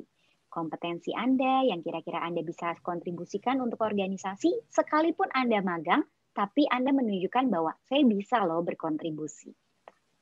Jadi saya bukan hanya mau belajar, saya juga mau membantu. Akhirnya menjadi win-win solution. Silakan Ibu. Ini ada dari Bonaventura, apakah bisa relevan pengalaman volunteer meskipun perusahaan yang dituju berbeda bidang? Oke. Relevan banget. Ketika Anda mau mengisi di bagian pengalaman berorganisasi, ketika Anda menjadi volunteer sekalipun, itu akan sangat bermanfaat. Jadi kalau di pengalaman berorganisasi, teman-teman boleh taruh semuanya. Kecuali Anda merasa pengalaman berorganisasi, kalau saya tulis semua, satu halaman sendiri loh Bu, gitu ya. Kebanyakan, maka Anda sortir saja yang memang relevan. Tapi kalau Anda bisa menuliskan semuanya dan tetap tidak memakan halaman, saran saya silakan dituliskan semuanya. Tapi jangan lupa, dicantumkan juga apa kemudian kompetensi yang Anda dapatkan. Gitu. Oke, Bu. Ini dari Yolanda, untuk bagian referensi, apakah berbentuk informasi kontak personal penanggung jawab selama kerja atau boleh berbentuk sertifikat, Bu? Oke, referensi itu Mbak Yolanda, tadi seperti saya sampaikan, beberapa jenis itu ada. Tapi kalau Anda pernah magang, Anda pernah kerja sebelumnya, maka yang wajib untuk memberikan atau mengeluarkan surat referensi adalah pihak perusahaan gitu ya. Bukan Anda yang membuat sendiri dan kemudian mereka tanda tangan, bukan.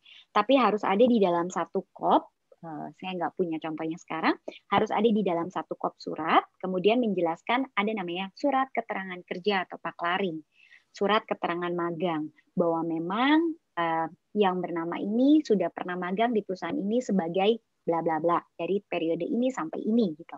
Surat keterangan kerja pun kurang lebih sama seperti itu. Dan penekanan saya sekali lagi adalah itu hak Anda.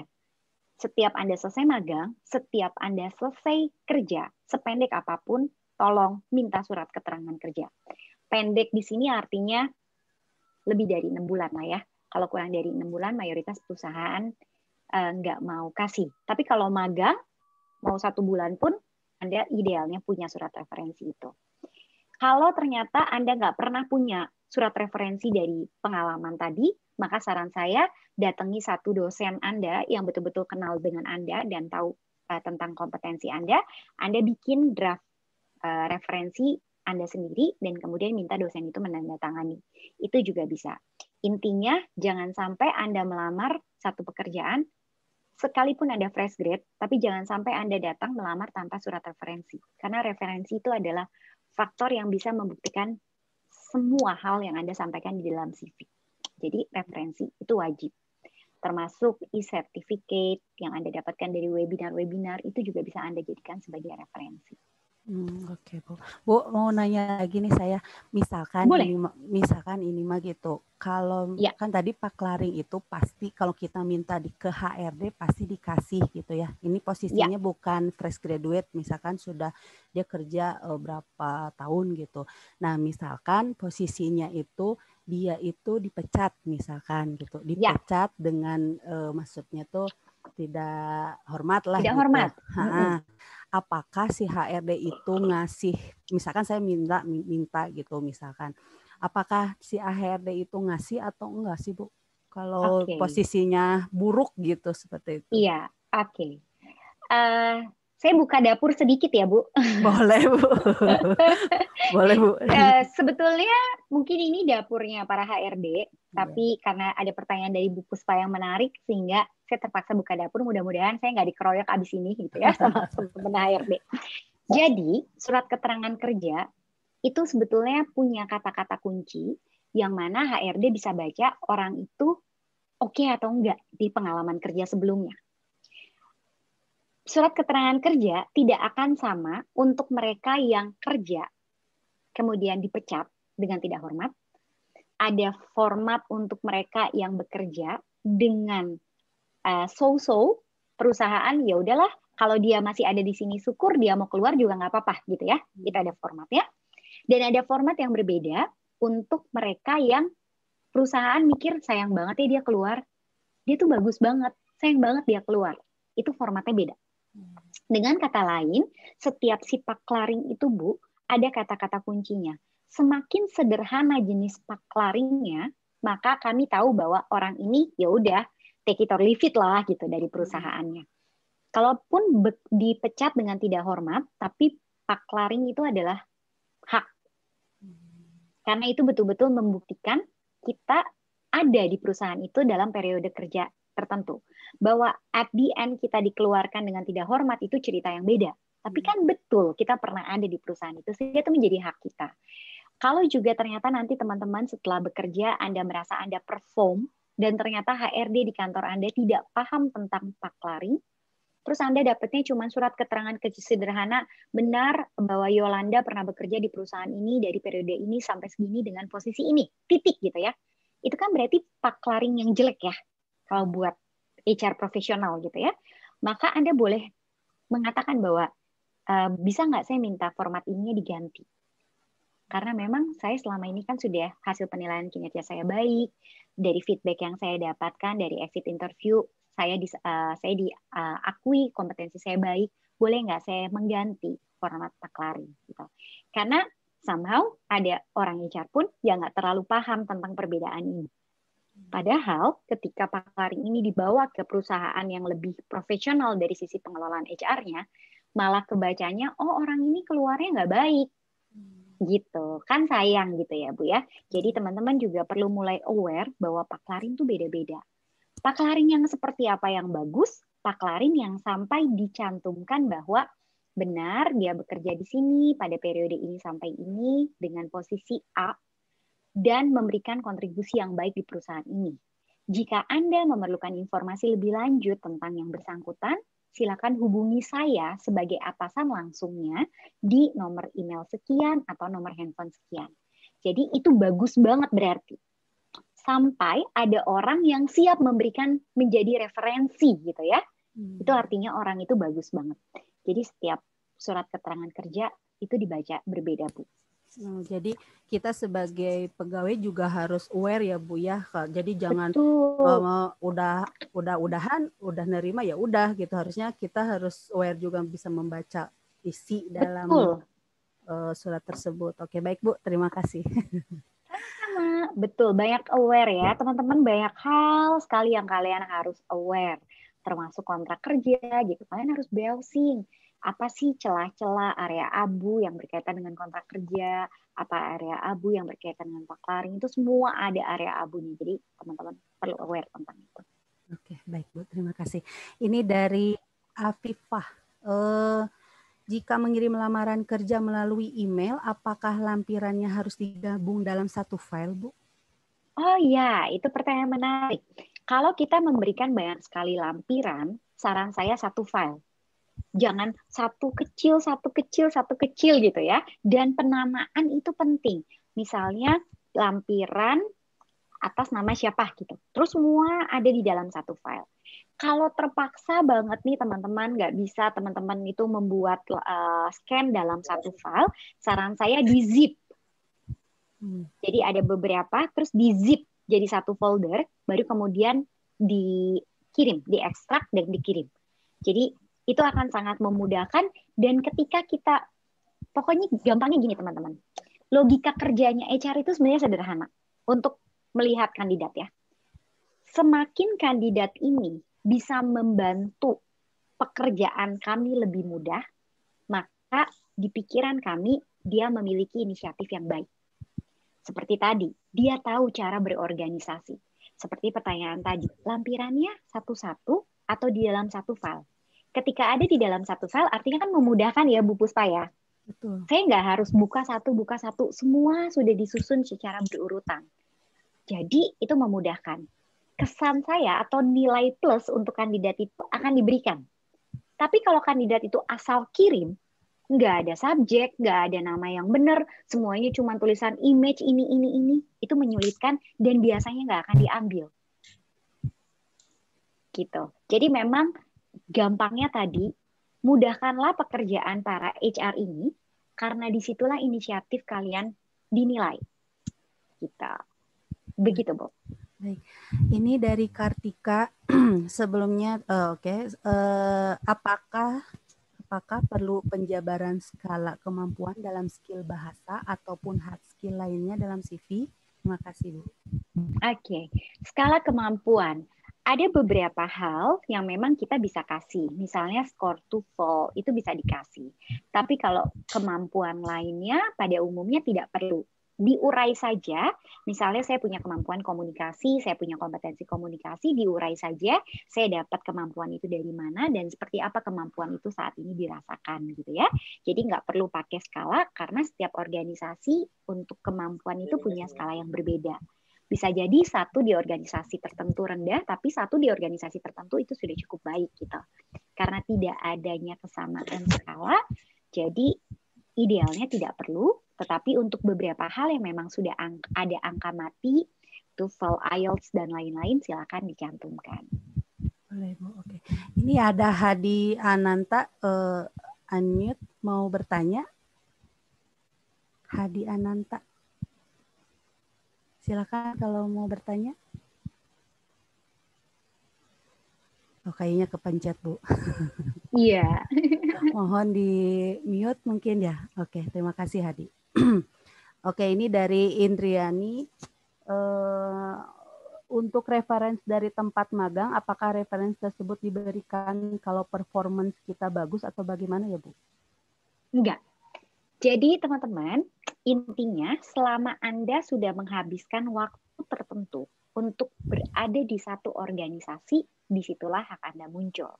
Mau Anda performance-nya baik, mau Anda performance-nya nggak baik, tapi ketika Anda sudah menghabiskan waktu Anda di perusahaan tersebut, maka hak Anda muncul. Beberapa perusahaan memang tidak memberikan untuk anak magang.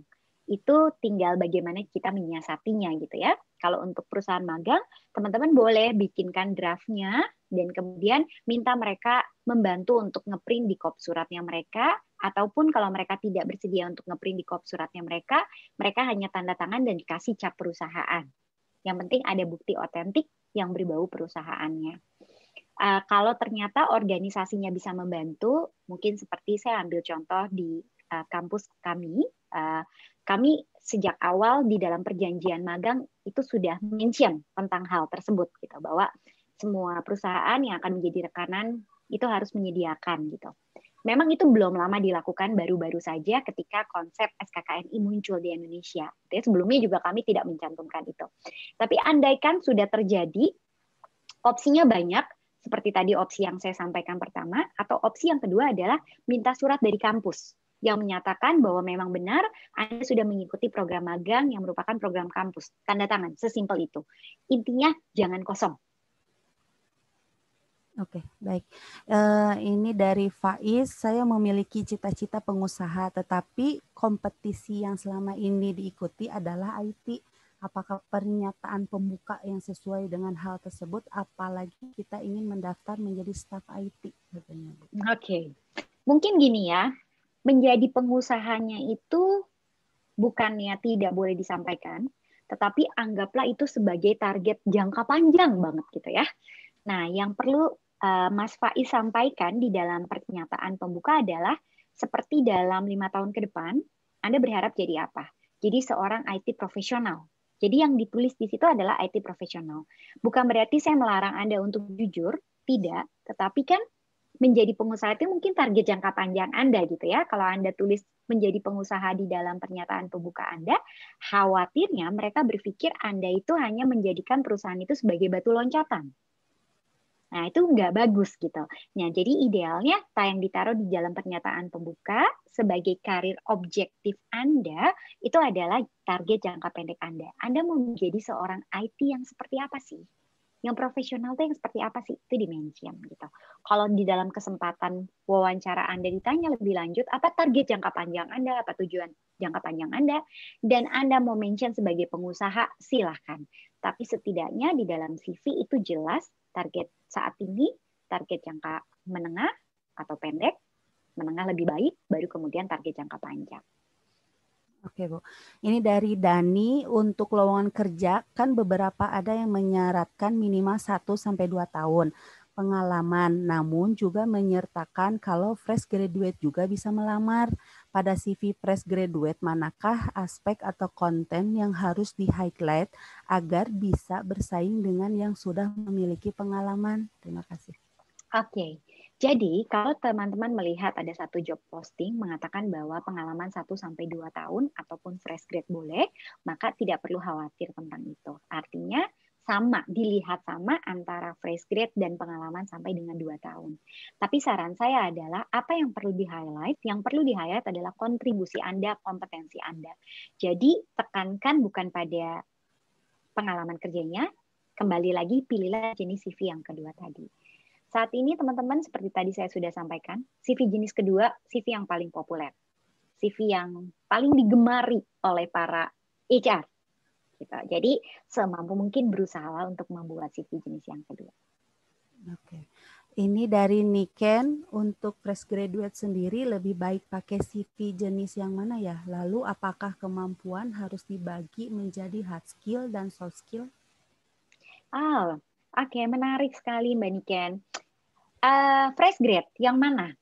Saya akan balikan kepada Anda. Anda jenis fresh grade yang mana? Kalau Anda merasa Anda adalah fresh grade yang belum mengenali apa kompetensi Anda, pilih jenis yang pertama.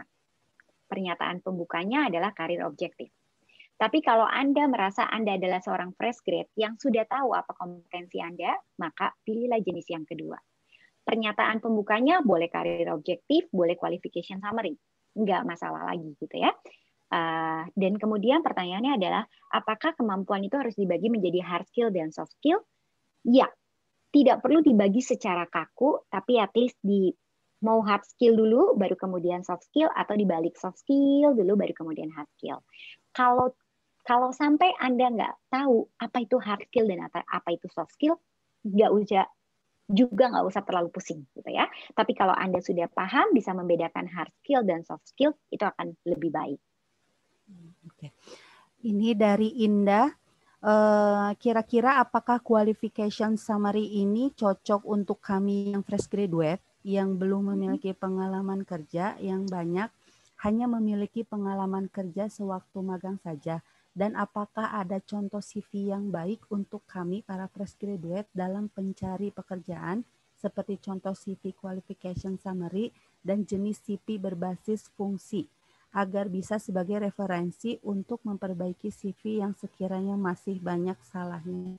Terima kasih, Bu. Oke, terima kasih. Yang pertama, saya mohon maaf dulu kepada Mbak Indah karena memang saya hari ini belum provide contoh CV yang paling sesuai mungkin karena ada beberapa hal yang sifatnya konfidensial yang saya harus hapus-hapus dulu gitu ya. Tetapi mungkin saya bisa memberikan gambaran. Fresh grade, kembali tadi seperti jawaban saya untuk Mbak sebelumnya, bahwa kalau Anda fresh grade, kenali dulu Anda fresh grade yang mana, punya kompetensi atau nggak punya kompetensi. Kalau ternyata Anda merasa saya tidak punya kompetensi, maka pakai yang kronologis. Tapi pengalaman kerjanya belum memadai. Pengalaman waktu magang, boleh nggak dipakai? Boleh banget. Kalau ternyata Anda adalah seorang fresh grade yang Anda udah bisa identifikasi apa kompetensi Anda, maka saran saya, kedepankan kompetensi Anda. Data personal, introductory statement, kemudian masuk kepada kompetensi yang Anda punya saat ini. Baru kemudian Anda ceritakan, kompetensi komunikasi didapatkan dari kuliah, pada saat kuliah, di mana ada sejumlah tugas, di mana kami harus berdebat, kami harus bisa bernegosiasi, kami harus presentasi, juga pada saat pengalaman magang, di mana saya harus bisa beradaptasi dan berkomunikasi dengan efektif di posisi apa, gitu ya. Jadi, pertanyaannya Mbak Indah tadi, yang pertama contohnya belum ada, apakah magang itu bisa dipakai? Bisa banget. Kemudian pakai yang mana? Qualification summary? Bisa banget. Tekankan tadi si kompetensinya, kemudian pastikan kompetensi itu di qualification summary sama dengan job postingnya atau job qualification-nya. Untuk memperbaiki atau referensi, mungkin Mbak Indah bisa juga browsing tentang functional CV, juga teman-teman yang lain bisa browsing tentang functional CV atau skill resume gitu ya. Nanti akan keluar berbagai macam contoh. Dan terima kasih itu menjadi masukan juga buat saya bahwa kedepannya saya harus siap untuk provide contoh CV-nya. Ini katanya Ferani cover letter Bu istilahnya Iya, mungkin tadi. betul. Cover letter. Thank you banget Mbak Ferani. Mbak Ferani Betul. sama Fitri katanya. Sama Fitri. Ya betul. Cover letter. Betul banget. Tadi hilang nyari-nyari dari tadi nggak ketemu cover letter, betul. Oke. Ini dari Aden, izin apakah melamar pekerjaan di daerah yang berbeda akan memperkecil kemungkinan untuk diterima? Lalu bagaimana jika CV kita tidak direspon, Bu? Oke. Kalau yang pertama, kalau CV tidak direspon, saya pikir kita belum bisa ngapa-ngapain ya. Tetapi kalau teman-teman kalau kami saat ini di HR selalu berusaha untuk menginformasikan ketika kami dapat CV, baik Anda lanjut ataupun tidak lanjut, kami akan berikan surat gitu. Tapi mungkin ada beberapa perusahaan yang secara pengelolaan HR-nya belum terlalu terstruktur. Ketika Anda mengirimkan CV dan Anda tidak diterima, ya sudah gitu. Sampai batas ini Anda hanya bisa pasrah. Ketika Anda masuk ke dalam proses seleksi, sudah mengikuti sampai dengan tahap wawancara, dan Anda belum dapat jawaban, Anda boleh follow up. Tapi dalam batas pengiriman CV saja, idealnya atau umumnya tidak ada follow up, gitu ya. Kemudian, apakah melamar pekerjaan di daerah yang berbeda akan memperkecil kemungkinan? Dari ilustrasi saya, tadi saya menceritakan bahwa untuk level Bandung ya, kita bicara Bandung, kita tidak bisa memberikan satu kompetensi yang over. Semuanya harus dipikir supaya benar-benar pas gitu. Kita tidak underqualified, tapi juga tidak overqualified. Itu untuk level Bandung. Untuk level Jakarta, Surabaya, itu dari pengalaman saya, mereka mencari orang-orang yang sangat fast respon.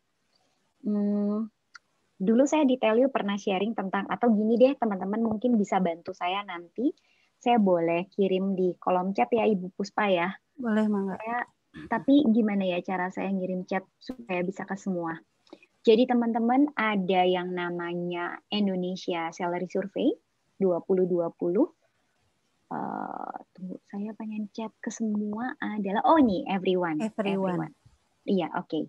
Jadi ada namanya Indonesia Salary Survey itu 2020. Ada yang punyanya micropage, aduh maaf saya ternyata pakai huruf besar semua. Ada yang punyanya Hey, ada yang punyanya, ya ambillah dua ini. Dan di Indonesia Salary Survey itu, kalau teman-teman buka di halaman awal-awalnya, itu akan ada skill yang paling dibutuhkan. Nah, skill yang paling dibutuhkan itu mengacu kepada dua kota secara spesifik, Jakarta dan Surabaya. Tapi most likely itu Jakarta. Kalau Anda akan melamar ke posisi-posisi yang perusahaannya di Jakarta, maka saran saya sesuaikan kompetensi Anda dengan apa yang ada di dalam Indonesia Salary Survey itu.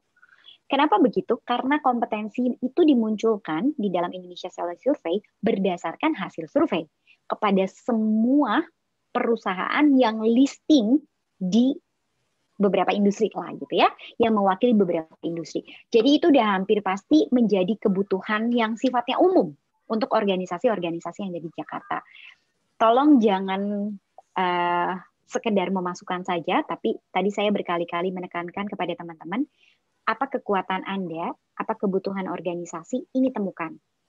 Jangan cuma hanya kepada kekuatan Anda saja, tapi Anda mengabaikan kebutuhan organisasinya.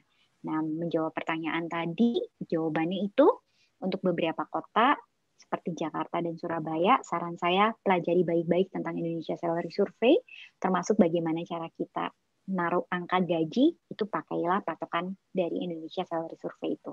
Supaya kita juga tidak overprice untuk naruh gaji, tapi juga tidak terlalu di bawah standar. Oke. Baik, ini dari Naura. Ingin menanyakan perihal portofolio, hal-hal bisa dicantumkan dalam portofolio itu apakah harus berkaitan dengan proyek dengan klien ataukah bisa dari proyek dari pengalaman perkuliahan. Seperti saya mempunyai pengalaman dalam membuat desain visual sebuah produk, kemudian membuat desain poster beserta guide book seperti itu, Bu. Maaf, satu lagi Bu, selain mencantumkan hasil dari proyek tersebut, apa hal lain yang perlu dicantumkan dalam portofolio itu? Oke, kebetulan Mbak Naura ini ada di satu bidang yang memang sangat penting yang namanya portofolio tadi. Apakah portofolio itu harus klien? Enggak. Boleh tugas kampus pun boleh. Intinya, portofolio itu mau membuktikan bahwa apa yang saya sebutkan di dalam sebagai kompetensi saya di dalam TV, itu saya bisa buktikan. Tapi sekali lagi, tidak semua bidang bisa memiliki portofolio yang kita buktikan gitu ya. Dan kebetulan Mbak ada di dalam bidang desain, di mana hasilnya kan nyata gitu ya, hasilnya kan real ada gitu. Jadi portofolio itu penting banget. Jadi boleh gitu ya. Kalau misalnya membuat desain poster beserta dengan guidebooknya, ketika itu tidak terlalu too much, tidak halamannya terlalu banyak dari sisi guidebooknya, mau dibagikan boleh. Hanya kalau tidak akan memberikan sampai guidebooknya, jadi hanya desain poster dan kemudian tambahkan di situ yang dilengkapi dengan guidebook gitu. Nah guidebooknya dikasih tanda kurung aja kayak TBP gitu ya, to be provided ketika memang dibutuhkan. Tapi kalau guidebooknya itu sendiri tidak terlalu banyak halamannya, silakan diberikan. Kemudian apa saja yang bisa dicantumkan dalam portofolio selain dari proyek tersebut? Saya pikir portofolio itu semua isinya adalah pembuktian dari kompetensi kita. Jadi memang hasil-hasil nyata yang kita buat.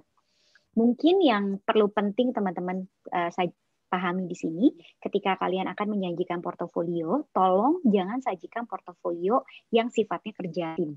Karena nanti akan susah dibedakan di mana bobot pekerjaan Anda dan di mana yang bobot pekerjaan bukan Anda gitu ya. Kalau misalnya kayak buat satu desain nih, itu pekerjaan saya sendiri, silakan taruh di dalam portofolio. Tapi kalau bikin satu desain kerjaan 4 orang, saran saya jangan. Kecuali Anda nggak punya lagi, silakan dan tuliskan bahwa siapa aja orang-orang yang terlibat.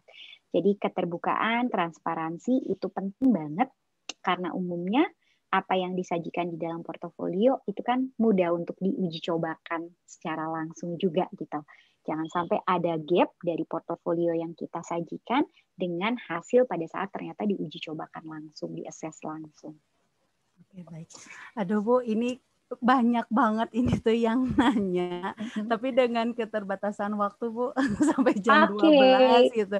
Jadi ini aja mungkin ya teman-teman, mungkin nanti ada di kesempatan waktu ya Bu ya, kita kerjasama lagi.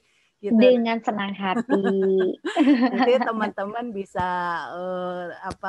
ikutin lagi kegiatan-kegiatan kami gitu ya. Mohon maaf sebelumnya kepada teman-teman. Oke, mungkin saya akan terima kasih juga Bu Angela atas materinya hari ini. Ini banyak juga sama-sama banget Ibu. Iya, sama-sama banget. Semoga ini bermanfaat bagi kita semua ya. Mohon izinnya saya ini akan share link feedback. Teman-teman bisa cek di chat room. Saya ngirim feedbacknya. Apakah bisa dibuka? Mohon untuk reaksinya. Kalau sudah bisa dibuka.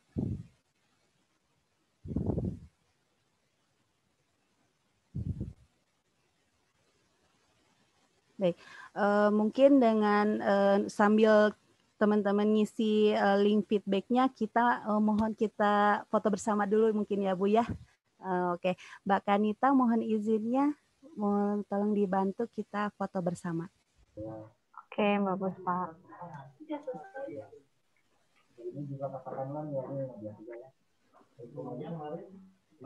Itu di chatroom link feedbacknya mana ya Bu?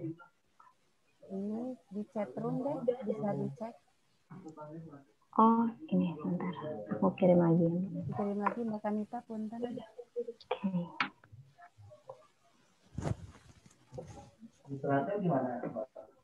Itu udah langsung mulai total kan untuk Oke, kayaknya sudah bisa dibuka Mbak Kanita. Ya. Kita langsung foto bersama saja. Ya, dibuka kameranya. Mohon teman-teman bisa di open kamera dulu. Sudah ada Asifa Muhammad. Siapa nih? Baik, terima kasih yang sudah buka kamera. Dimulai Mbak Kanita.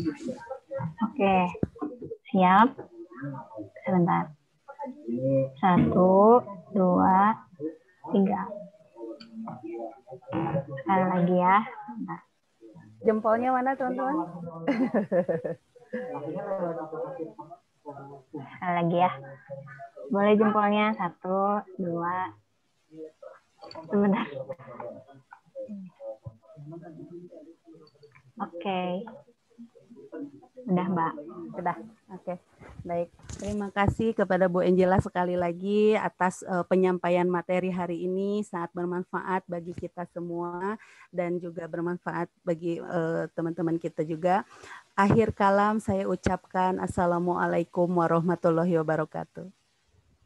Waalaikumsalam. Terima kasih Ibu. Terima kasih semua peserta hari ini. Sukses semuanya. Amin. Terima kasih Bu Angela. Terima kasih. Permisi ya. Ya.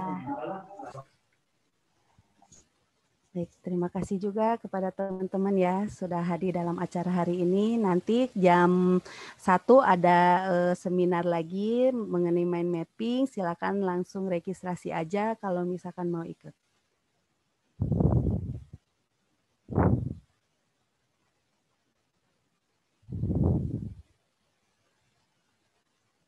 Makasih Makanita. Izin live.